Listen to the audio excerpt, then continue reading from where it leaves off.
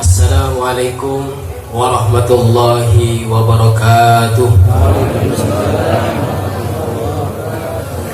Alhamdulillah, alhamdulillahilladzi ja'ala fi sirril asma'i ibratan nahmaduhu subhanahu wa ta'ala nashkuruhu ala kulli ni'matin asyhadu an la ilaha illallah wa asyhadu anna muhammadan abduhu wa rasuluh nabiyul huda wal rahmah.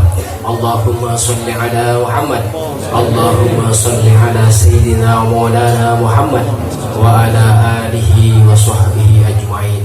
Amma ba'du. Alhamdulillahirabbil alamin. Puji syukur kehadirat Allah Subhanahu wa taala yang senantiasa, dan alhamdulillah dari siang hampir sore dan sebelum menjelang maghrib kita dituruni rahmat, yaitu berupa hujan, dan semoga apa yang diturunkan Allah dari tadi menjadi nikmat dan menjadi penyembuh bagi kita semua, agar apa? Agar kita senantiasa bersyukur dan senantiasa menikmati apa yang dianugerahkan Allah Subhanahu wa taala. Shalawat dan salam tak lupa kita haturkan kepada junjungan kita Nabi besar Muhammad sallallahu alaihi wasallam yang telah membawa kita dari zaman kegelapan ke zaman terang benderang sampai saat ini, dan detik ini kita diberi kesehatan dan diberi keringanan langkah untuk menghadiri haul Syekh Abdul Halim yang ke-29.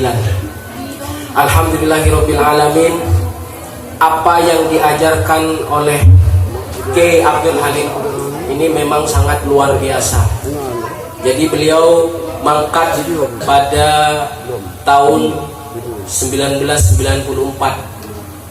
Jadi selesai tirakatnya tahun 1990. Berarti hanya menerima kenikmatan selesai dari tirakat itu hanya 4 tahun saja. Kalau dipikir-pikir, kalau umur 65 tahun mendapat kenikmatan hanya 4 tahun saja, itu bukan hal yang membahagiakan. Tetapi berbeda dengan para wali-wali Allah.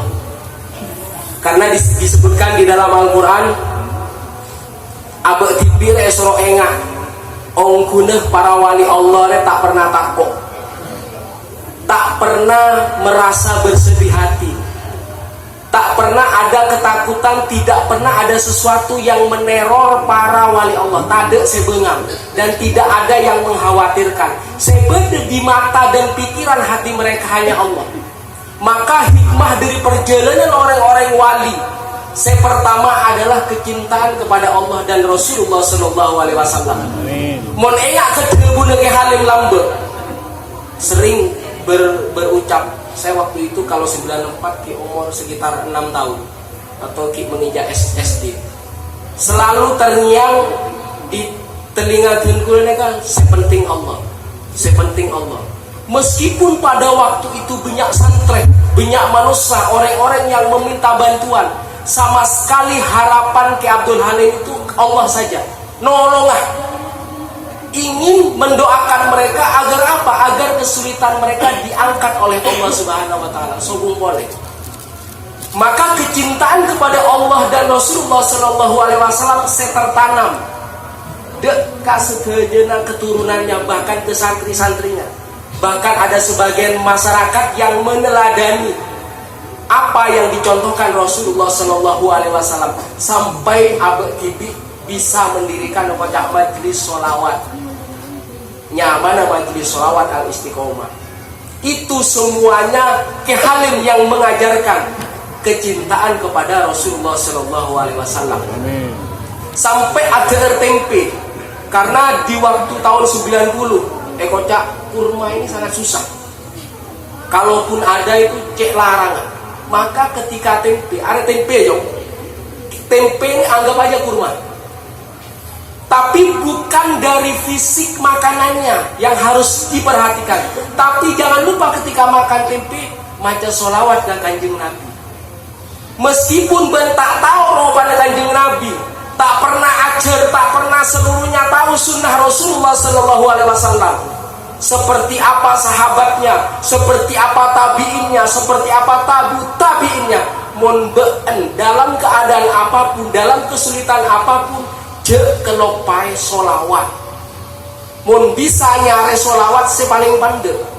Yang sering diajarkan Ki Halim adalah yang dibaca sallallahu alaihi Muhammad.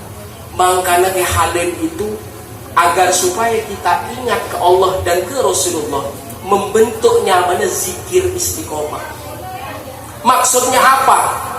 Orang yang melakukan itu biar teringat kepada Allah dan Rasulullah Sallallahu Alaihi Wasallam, meskipun mereka tak kenal, meskipun mereka tak tahu, meskipun mereka tak andi ilmu, atau meskipun mereka orang-orang yang baru hijrah. Sepenting orang bisa melafalkan sholawat. Karena ikhlas dan tidak ikhlas, apa yang kita lantunkan, sholawat kita yang kita lantunkan, salam kepada Rasulullah Sallallahu Alaihi Wasallam, tidak ada keraguan, pasti diterima. Tapi kalau amal perbuatan kita diterima atau bisa tidak diterima. Jadi makanya di zikir istiqomah yang diajarkan Ki Halim, di sana ada Al-Fatihah. Al-Fatihah sebagai penyambung. Bisa kocak umul kitab, embun Al-Quran. Mul orang tak hafal ayat Al-Quran, ketika di dalam sholat cukup membaca Al-Fatihah saja. Bahkan oleh ruqyah saja sampai tak bisa membaca Al-Quran, ada yang mengamalkan Al-Fatihah saja. Nah, itu zikir istiqomah yang pertama yang dibaca Al-Fatihah. Itu sebanyak 100 kali. Nyambung oleh setelah Al-Fatihah, setelah semuanya dibuka, harapan rizki kita dilancarkan karena lewat Al-Fatihah itu. Gangguan-gangguan apa dihindarkan karena Al-Fatihah itu. Lanjut ke selanjutnya adalah sholawat. Jadi yang dibaca sallallahu alaihi Muhammad 1000 kali. Setelah tersambung kepada Rasulullah Sallallahu Alaihi Wasallam, artinya apa? Agar syafaatmu benih kuncomat ketika di akhirat kelak. Syafaatmu bisa melingkupi odi abadi siang dan malam dalam keadaan terjaga dan tidur, meliputi hidup kita. Arepnah kita menjalani kesulitan dan itu menjadi ujian kita, dan kita lulus dari kesulitan itu pola derajat kita terangkat oleh Allah Subhanahu wa taala. Makanya dibuka dengan sholawat. Tak mungkin hidup kita akan selalu bersih. Tak bisa memastikan 1 jam ke depan kita tidak melakukan kesalahan dan dosa. Ki Halim menambahkan ke zikir selanjutnya dengan membaca istighfar sampai 1000 kali. Astagfirullahaladzim. Itu yang paling pendek. Ada yang menambahkan astagfirullahaladzim wa atubu ilaih.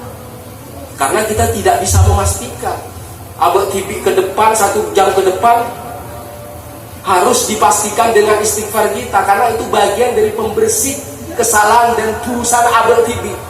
Maka Ki Halim menyebutkan istighfar setelah sholawat. Baru yang zikir yang selanjutnya, kita menjalani hidup. Boleh saya alako, ada yang punya keinginan, ada yang pengen punya rumah, ada yang pengen punya mobil, ada yang pengen dipromosikan dari jabatannya. Itu kan sulit. Bareng saya kesenangan abad itu ruwet untuk mendapatkannya. Mau bareng yang mudah biasanya tidak kita kehendaki. Biasanya orang yang kita kehendaki, sesuatu yang kita kehendaki harus sesuatu yang sulit. Ketika kesulitan itu meliputi dan menghalangi hidup kita, maka segede zikir yang selanjutnya adalah la haula wala quwata illa billahil aliyil azim. Jadi di dalam zikir istiqomah kita tambahi la haula wala quwata illa billah sebanyak 1000 kali. Bahkan di dalam hadis Rasulullah Sallallahu Alaihi Wasallam, la haula wala quwata aru bagian kansun min kunuzil jannah. Jadi simpenan dari simpenan sebenarnya surga. Mohon abad tibi dalam kesulitan, maka kalah simpenan luar. Maka ketika seseorang dalam kesulitan, ketika dalam kesukaran, ketika seseorang dalam keruwetan, jangan sampai ada punya pikiran berputus asa. Karena la haula wala quwata illa billahil aliyil azim. ini dibaca sebanyak 1000 kali. Sepaling terakhir ada zikir, dan itu orang semacam ini terlalu kali baru bisa khatam Al-Quran. Apa itu? Surat Ikhlas sebanyak 1000 kali juga. Tak ada pengetero apa, hanya kemurnian saja, hanya ketauhidan saja. Karena ketika orang membawa ini, bahkan dalam sakaratul mautnya bisa dipastikan orang husnul khotimah. Maka dengan Fatihah, dengan sholawat, dengan istighfar, dengan hauqalah atau la haula wala quwwata illa billah, dan membaca surat Ikhlas, harapannya segala kesulitan yang ada itu nyeria, baik karena kesalahan dan dosa kita ataupun karena ujian, kita menjadi lulus ujian. Maka raihlah kebahagiaan dunia di akhirat. Karena hari apa yang dianjurkan Allah? Kalah kebahagiaan yang ada di dunia dan di akhirat. Rabbana atina fid dunya hasanah wa fil akhirati hasanah wa qina adzabannar. Jadi benih cuma senang nang akhirat menolong. Benih cuma soki nang akhirat menolong. Kalah dunia lah di dunia ini. Raih kebahagiaannya di dunia ini. Itu hikmah apa yang menjadi teladan kita yang dicontohkan oleh para wali-wali Allah. Saya nomor 2, para wali Allah biasa menjadi sabiqun, orang-orang yang mendahului. Al-fadlul lil muqtadi fa in ahsanal muqtadi. Keutamaan adalah bagi orang-orang yang memulai, meskipun yang mengikuti lebih baik. Memulai sesuatu kebagusan. Orang si abad, orang yang memulai kebaikan itu bukan hal yang mudah. Karena apa? Karena orang mau percaya itu harus ada pembuktiannya. Apa seebet lo pada curang, apa jalan mulus, apa jalan aspal, sehingga orang-orang yang mengikuti di belakangnya akan berjalan di jalan itu. Alhamdulillah, santri dan jamaah istiqomah sudah ada di Bondowoso, sudah ada di Depok, sudah ada di Jakarta, sudah ada di Cibinong, dan semuanya itu barokahnya para wali-wali Allah, khususnya Syekh Abdul Halim.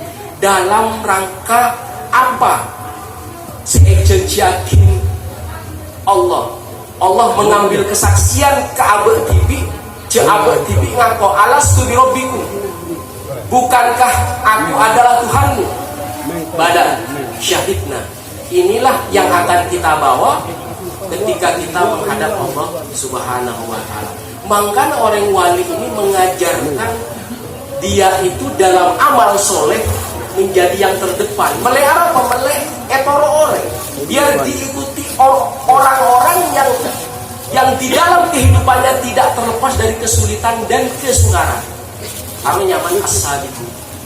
Kemudian hikmah dari perjalanan para aulia Allah, saya nomor 3, itu adalah mempersatukan. Maka di dalam hadis Nabi Muhammad sallallahu alaihi wasallam itu disebut silaturahmi. Barang siapa saya menjalin silaturahmi, maka rezekinya akan dilapangkan, maka umurnya akan dipanjangkan. Jadi ketika orang-orang itu berpencar dalam keadaan sulit dan dalam keadaan ruwet, maka silaturahmi saling bersatu itulah yang akan memudahkan dan melancarkan rezekinya dan memperpanjang umurnya. Bukan hanya panjang umur saja, tetapi panjang taubatnya. Benikun cuma umur lanjut, tetapi amal solehnya juga panjang. Saya kira sampai di sini saja. Al-afu minkum. Wassalamualaikum warahmatullahi wabarakatuh.